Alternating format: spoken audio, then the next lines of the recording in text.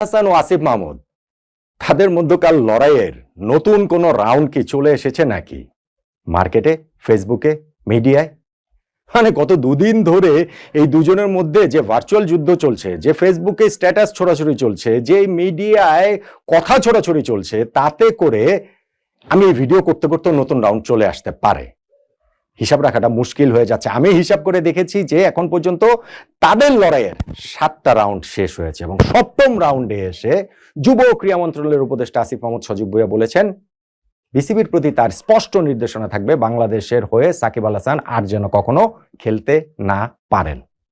প্রশ্নের যে জায়গা সেটা হচ্ছে গিয়ে এই 7 রাউন্ডেই কি সাকিব আসিফের ভার্চুয়াল যুদ্ধ শেষ হয়ে যাবে, নাকি সেটা 8ম রাউন্ড, 9ম রাউন্ড, 10ম রাউন্ড সামনে আরো এগোবে? আমি এই 7টা রাউন্ডের কথা বলে আমার নিজের 6টা পর্যবেক্ষণের কথা বলবো। সেইটা যদি আপনি শোনেন সেই ক্ষেত্রে হয়তো বা বাংলাদেশ ক্রিকেট নিয়ে কিছুটা চিন্তার জায়গা তৈরি হলেও হতে পারে। কিভাবে? দেখুন, সাকিব আল হাসান বাংলাদেশের ক্রিকেট ইতিহাসে সর্বকালের সেরা ক্রিকেটার, ফুল স্টপ। এটা নিয়ে আলোচনার কিছু নাই। আমাদের দ্বিতীয় সেরা ক্রিকেটারকে এটা নিয়ে আপনি বিস্তর আলোচনা করতে পারেন, কিন্তু সর্বকালের সেরা যে সাকিব সেইটা এক বাক্যে সবাই মেনে নেবেন। সেই সাকিব রাজনীতিতে নাম লিখিয়েছেন, আওয়ামী লীগের নমিনেশনে সংসদ সদস্য হয়েছেন। গত বছরে 5ই আগস্ট সরকার পতনের সময় তিনি দেশের বাইরে ছিলেন, পরবর্তীতে দেশে আসেন নাই কিংবা আসতে পারেন নাই। শেষ টেস্ট খেলার জন্য তিনি দেশে আসতে চেয়েছিলেন, ইচ্ছা প্রকাশ করেছিলেন। সরকারের সঙ্গে এক ধরনের সমঝোতার জায়গাও তৈরি হয়েছিল। সাউথ আফ্রিকার বিপক্ষে টেস্টের স্কোয়াডেও তার নাম ঘোষণা করা হয়েছিল, কিন্তু যুক্তরাষ্ট্র পরিবারের কাছ থেকে বিদায় নিয়ে রওনা দিয়ে দুবাই পর্যন্ত এসেও তিনি বাংলাদেশে ঢুকতে পারেননি। সরকারের সঙ্গে সেই সমঝোতাটা তার ভেঙে গিয়েছে। সরকারের এই জায়গাটাতে সর্বোচ্চ ব্যক্তি স্পোর্টসের ক্ষেত্রে যুব ক্রীড়া মন্ত্রণালয়ের উপদেষ্টা আসিফ মাহমুদ, তার সঙ্গে তো সাকিবের কথা হয়েছে, বেশ কয়েকবার কথা হয়েছে। তিনি ইন্টারভিউতে বলেছেন, আমি 2 দিন আগে ইন্টারভিউতে দেখেছি সাকিবের সঙ্গে তার কথা হয়েছে টেলিফোনে।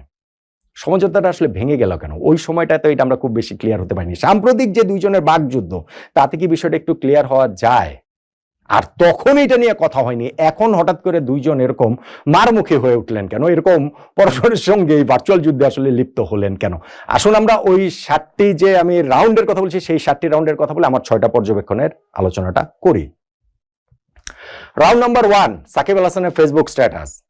তিনি সাবেক প্রধানমন্ত্রী শেখ হাসিনার সঙ্গে একটা ছবি পোস্ট করে নিজের ফেসবুক পেজে ক্যাপশন দিয়েছেন, শুভ জন্মদিন আপা। জন্মদিনের শুভেচ্ছা জানিয়েছেন তিনি তার দলের নেত্রী এবং সাবেক প্রধানমন্ত্রীকে। রাউন্ড নাম্বার 2, আসিফ মাহমুদ সাকিবের ওই পোস্ট করার 1 ঘন্টা পর নিজের প্রোফাইল থেকে একটা পোস্ট করেন, যেখানটাতে তিনি লেখেন, একজনকে পুনর্বাসন না করায় সহস্র গালি দিয়েছেন আপনারা আমাকে, but I was right, end of the discussion. Round number 3, তার 1 ঘন্টা পরে সাকিব আল হাসান এইবার পাল্টা স্ট্যাটাস দাগেন এবং সেইখানটাতে সাকিব লেখেন, যাক শেষমেশ কেউ একজন স্বীকার করলেন যে তার জন্য আমার আর বাংলাদেশের জার্সি গায়ে চড়ানো হলো না, বাংলাদেশের জন্য আর খেলা হলো না, ফিরবো হয়তো কোনোদিন এই প্রিয় মাতৃভূমিতে, ভালোবাসি বাংলাদেশ। রাউন্ড নাম্বার 4, আসিফ মাহমুদ এইবার পরদিন তিনি তার ওই ফেসবুকে আরো একটা স্ট্যাটাস দিলেন, যে স্ট্যাটাসে তিনি লিখলেন, শুরু করলেন এইভাবে, ভাইয়া আমাকে জোর করে নমিনেশন দেয়া হয়েছিল, আমি আওয়ামী লীগের রাজনীতি করতে চাইনি, শুধু নির্বাচনটাই করতে চেয়েছিলাম, ইউ নো হু। এই যে 4টা রাউন্ডে এসে আমি একটু পজ দেই, এই যে ইউ নো হু লিখলেন আসিফ মাহমুদ, সেইখানটা থেকে কিন্তু পুরো বিষয়টা আসলে স্পষ্ট হয়ে যায় যে কে কাকে নিয়ে কি বলছেন। কেউ কিন্তু কারো নাম উল্লেখ করছেন না। সাকিব যে স্ট্যাটাসটা প্রথমে দিয়েছেন সেটা তো আর সাবেক প্রধানমন্ত্রীকে, তার দলের নেত্রীকে শেখ হাসিনাকে তিনি জন্মদিনে উইশ করেছেন, সেখানটাতে তো আর গোপনীয়তার কিছু নাই বা এখানে রাগ ঢাকের কিছু নাই। কিন্তু এরপর দেখেন যে আসিফ মাহমুদের নাম বলছেন না, সাকিব আল হাসানও নাম বলছেন না, কিন্তু দুইজন যে দুইজনকে উদ্দেশ্য করে দিচ্ছেন, এই যে আসিফের ইউনো হুর মাধ্যমে প্রবাবলি এই জিনিসটা আরো অনেক বেশি স্পষ্ট হয়ে ওঠে। এরপরেও সেই স্ট্যাটাসে তিনি সাকিব আল হাসানের বিপক্ষে ওই শেয়ার মার্কেট কেলেঙ্কারি থেকে আরো কি কি অভিযোগ রয়েছে সেগুলো উল্লেখ করে তিনি বলেছেন যে আইন সবার জন্য সমান এবং এই জায়গাটা আসলে ফেস করতে হবে, শুধুমাত্র ক্রিকেটার হবে বলেই সেটা যে আসলে তাকে ছাড় দেওয়া হবে না, এরকম হচ্ছে গিয়ে তার কথার সূত্রটা ওই টাইপের। রাউন্ড নাম্বার 5, এইবার একটা বেসরকারি টেলিভিশন চ্যানেল 24 কে দেয়া সাক্ষাৎকারে সাকিব আল হাসান তিনি ওই জন্মদিনের উইশ করার কারণটা তিনি জানিয়েছেন। তিনি বলছেন যে সাবেক প্রধানমন্ত্রী শেখ হাসিনা তিনি ক্রিকেটের ভক্ত, ক্রিকেটের সঙ্গে ওতপ্রোতভাবে জড়িত, তাদের খোঁজ খবর রাখেন এবং সেইটা সাকিব রাজনীতিতে নাম লেখানোর আগে থেকে সেই সূত্রেই তার সঙ্গে একটা সম্পর্কের জায়গা তৈরি হয়েছে এবং এরকম একজনকে তো তিনি জন্মদিনের উইশ করতেই পারেন, এর সঙ্গে অন্য কিছু বলা বা অন্য কাউকে ইঙ্গিত করা এগুলোর কোনো সম্পর্ক নেই বলে আবার সাকিব একটা তার মতো করে একটা হাসি দিয়েছেন। রাউন্ড নাম্বার 6, ওই রিপোর্টটার মধ্যে আসিফ মাহমুদেরও কোট রয়েছে, সেইখানটাতে তিনি একেবারে স্পষ্ট করে বলেছেন, আগের গুলাতে তো নাম বলেন না, এখানে নাম উল্লেখ করেই তিনি বলেছেন যে সাকিব আল হাসানকে যেন আর কখনো বাংলাদেশ জাতীয় ক্রিকেট দলে না নেওয়া হয় সেইটার স্পষ্ট নির্দেশনা তিনি বাংলাদেশ ক্রিকেট বোর্ডকে দেবেন।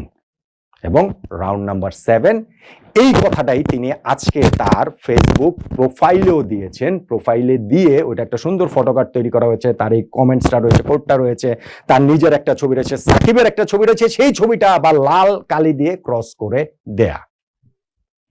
এখন এই যে 7 রাউন্ডে যে যুদ্ধটা আপাতত 7ম রাউন্ডে পর্যন্ত এসে আছে, সেখান থেকে কি আগে কিনা সামনে বাড়বে কিনা আমি বলছিলাম, আমার 6টা পর্যবেক্ষণের কথা শুনলে হয়তো আপনারা একটু বুঝতে পারবেন। সেই 6টা পর্যবেক্ষণ এবার একটু বলি।